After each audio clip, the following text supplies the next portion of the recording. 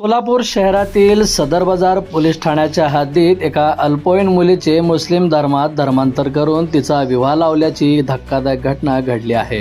Police ठाण्याकडून मिळालेल्या माहितीनुसार photo video viral करतो अशी धमकी देऊन अल्पवयीन मुलीचे धर्मांतर करून लग्न केले, नंतर तिच्यावर जबरदस्तीने अत्याचार केला अशी नोंद सदर बाजार पोलीस ठाण्यात दाखल झाली आहे। सदर बाजार पोलीस ठाण्यात 5 जणांविरुद्ध गुन्हा दाखल झाला आहे। या प्रकरणात पोलिसांनी तिघांना अटक केली आहे। गुन्हा दाखल झालेल्यात संशयित म्हणून एका वकिलाचाही समावेश आहे।